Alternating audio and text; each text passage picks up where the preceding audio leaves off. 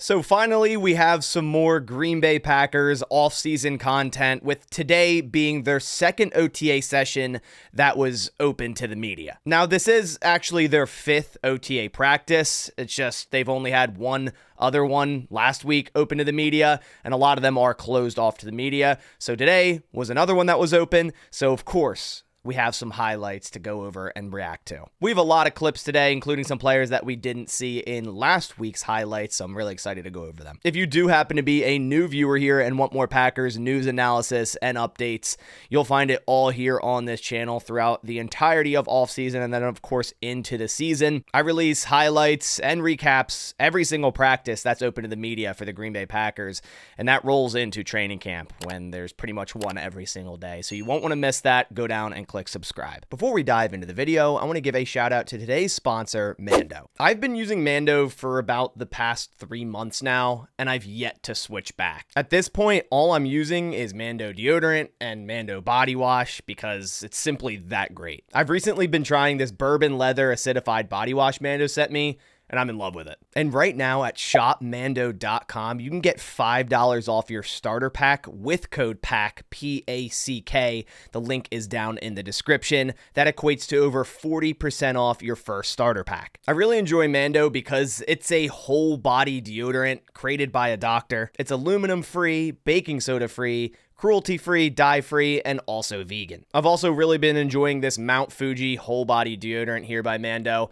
This is actually my second one I'm on at this point. Father's Day is just a few weeks away, and the Mando starter pack is a perfect gift. The starter pack comes with a solid stick deodorant, a cream tube deodorant, and also 2 free products of your choice, such as the deodorant wipes or a mini body wash. And all of that topped off with free shipping. So if you're looking for a great gift for yourself or for Father's Day, head down in the description or go to shopmando.com and use code PACK, P-A-C-K, to get $5 off your first starter pack. Thank you to Mando for sponsoring this video. All right, so now back to the video, and let's dive right into it and bring up the screen. And the first handful of clips I have is of new Packers running back Josh Jacobs, and I put out a tweet after I saw this clip, and I was like, man, it's going to take a little bit for me to get that image of Amari Rodgers out of my head watching a Packers, player in number 8. I think he's the first one since Amari Rodgers to take the number 8, at least in a significant role,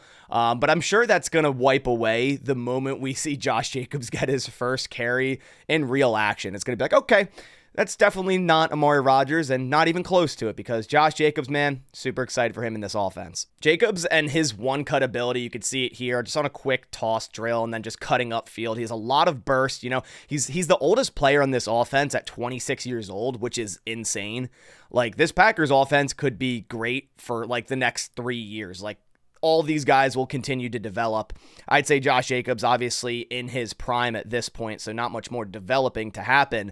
But in terms of everyone else, I mean, he's just going to raise this offense up a decent bit, in my opinion. He's a different type of runner than Aaron Jones. Definitely going to miss Aaron Jones, but in terms of what Josh Jacobs can do for this offense, I'm very excited. I'm very excited about this new backfield with Jacobs and also Marshon Lloyd, who we do have a clip of as well, and then still having A.J. Dillon in that group. Here's a clip of Jordan Love throwing a quick pass to Josh Jacobs.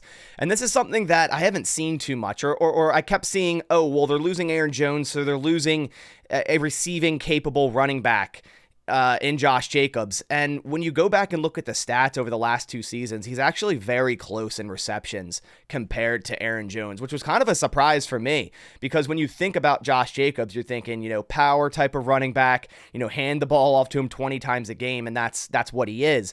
But he's actually a very good receiver as well. And I don't think there's going to be a lot of lost scheme in terms of what they can do with their running back number 1 in Josh Jacobs, moving from Aaron Jones to Josh Jacobs. 2 more clips of Josh Jacobs. I just wanted to highlight him a lot in this video because he was out last week, or at least the session that was open to the media with a hamstring issue. And a lot of people were going, oh gosh, here it starts, right? But it's OTAs. They're voluntary to begin with. It's precautionary to keep someone out if they have a soft tissue injury. Like, we don't want to rush someone back with that. us Packers fans should be more cautious of that than any other fans in the NFL, because I feel like we just endure so many soft tissue, hamstring injuries year in, year out. So I'm glad the Packers, keep people out precautionary, but he looks really good in these clips. He looks fast. He looks light on his feet. Here's the last clip of Jacobs working with running backs coach Ben Sermons. And again, he just looks really light on his feet. He looks in shape. I'm really excited to start to see him run for this Packers offense. When the pads actually come on, when we get into preseason games, and of course into week 1 against the Eagles. It's been a long time since we've had like a major switch up at running back. We've had Aaron Jones for many, many years at this point. And yeah, some other running backs here and there, AJ Dillon, some other guys when injuries happen. But the Packers haven't had like a guy like this or a true switch up in a very, very long time. And Josh Jacobs, just a couple years ago was considered, one of the best running backs in the NFL. And in my opinion, still is. So I'm very excited to see what he can do for this offense. Another running back I'm very excited for in the future is Marshon Lloyd, their 3rd round pick out of USC. Again, shout out Wilmington, Delaware. I'm so happy the Packers ended up drafting this guy. And I don't know what it is, but when I watch him, just as simple as something as practice, no pads, just a helmet, but it just makes me think, man, this guy's going to be good at the NFL level. And he looks a lot like stronger than I thought he was. Like, he looks way more built than I thought he was. I knew he was a built running back, but watching him here with no pads on, and it still kind of looks like he has pads on, man, this guy's going to be a strong runner. And year 1, we'll see what he gets in terms of snaps if he's running back 2 over AJ Dillon. This offseason's going to tell us if Marshon Lloyd is running back 2 or AJ Dillon is running back 2, but I'm really, really hyped for this running backfield, this 3-headed monster that we have right now with Jacobs, Dillon, and Lloyd. I think it's one of the best backfields the Packers have had in a long time, since the days when we had, Aaron Jones, AJ Dillon, and Jamal Williams. Here's a clip of Bo Melton catching a deep corner route. Can't forget about Bo Melton. He is technically like wide receiver number 5. Beautiful over-the-shoulder catch there by Bo Melton, man. He's so crafty, super fast, a great route runner, just probably one of the best, probably the best 5th wide receiver in the NFL, if we're being honest. Like, this guy could be a number 2 on the Buffalo Bills. Like, if we're being completely honest, Bo Melton could be a number 2 or number 3 on a lot of NFL teams. And that just shows how much depth this Packers wide receiver room has. And I keep seeing, this thing go around. Well, they don't have a true number 1. I'd rather have a bunch of guys that could be a potential number 2, maybe a potential number 1. If you have like 4 or 5 of those guys, man, you have so much depth in that wide receiver room. You can rotate guys around. You can keep them fresh. And all these guys are cross-trained, right? They can play the Z, they can play the X, they can play the slot. And that's Bo Melton, man. He could play like all those positions. He can be your end-around guy when Jaden Reed needs a breather. Man, the Packers finding this guy off the Seattle Seahawks practice squad after being, 7th round draft selection. I really liked him coming out of that draft and actually wanted the Packers to draft him. So once they signed him, I was super excited to see him, on this team. And then he rode the practice squad, worked day in, day out, and then got next man up mentality. And we saw what he did late last season, and man, came right onto the scene and produced. So awesome 5th wide receiver to have, that's for sure. Here's a clip of Jordan Love throwing a deep ball to Romeo Doubs, and he's a receiver that, not a lot of people are talking about, and a little bit of an underthrow here, but again, just OTAs, and don't want to get too hyped, but also don't want to look at something like this and be like, oh, Jordan Love can't throw a deep ball. He's one of the best quarterbacks at throwing the deep pass last year, so this doesn't worry me at all. But Romeo Doubs, back to what I was saying, kind of one of the receivers that not a lot of people are talking about. Like, everyone's talking about Watson and if he can stay healthy. Jaden Reed in his awesome rookie season, and also Tay Wicks and what he could become. But Romeo Doubs has been probably the most consistent one over the last 2 seasons, right? If you're talking about him versus Christian Watson, he's just been consistently available and has made plays. He hasn't been like, oh, a wow wide receiver. He's 100% a number 1, but you saw what he did against the Cowboys in that playoff game, man. He can definitely make some plays, that's for sure. Here's a clip of all 3 quarterbacks throwing to some wide receivers. Again, Jordan Love to Romeo Doubs across the middle there.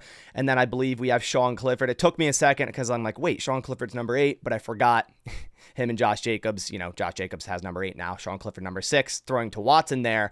And then we have 7th round pick Michael Pratt throwing to Jaden Reed, all in these quick, slant to stop routes here. Then we have Jordan Love here again, throwing to Malik Heath, who at this point, wide receiver number 6, in my opinion, kind of locked into that. Obviously, camp battles will happen. And then we have Clifford throwing to Grant DeBose there, who, again, looks lighter and faster on his feet. Then we have some offensive lineman clips, and we have Jordan Morgan doing some drills at left guard, lining up next to Josh Myers here in this drill, and this is because Elgton Jenkins was out of practice today. So Jordan Morgan filled right in at left guard. So this is the first time in a practice we saw him get some reps at a guard position. So again, cross-training, seeing where he can plug in. And that spot very well could be at guard, doing a drill here, just pushing this guy like the blind side all the way back across the field.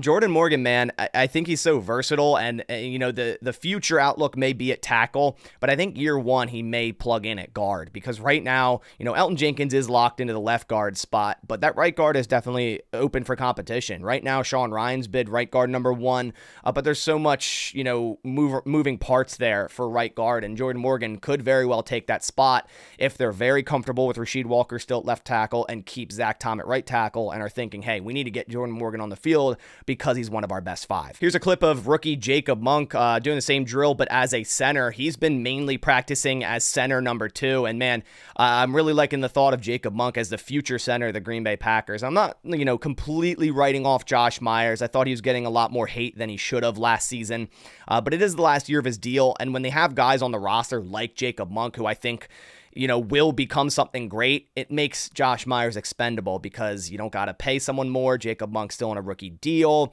And, I think will be the starting center for the Green Bay Packers in 2025, maybe even gets it as early as 2024, depending on injuries or poor play. Really intrigued by Jacob Monk. I think he's going to become another Packers mid-round offensive lineman that in a few years people are going, how did he fall to that spot, and how did the Green Bay Packers do it again? Here's a clip of DB coach Ryan Downard doing a fumble recovery or hit the deck drill with the defensive backs here off a fumble. You see Xavier McKinney, you see Jair Alexander, just getting down to the ground and recovering the football. Very important to do so. If the offense fumbles at all, you better be coming up with that football. And, turnover is such a big thing for defenses. So if the offense is going to fumble, very important to secure that thing. Here's a clip of Edgerrin Cooper going through some individual drills, kind of a, drop back to attack type of drill. And he looks quick. Again, these are no pads, but he does look very fast. It reminds me, again, a lot of Quay Walker. And this is kind of the comparison I was making when I was going over his pre-draft,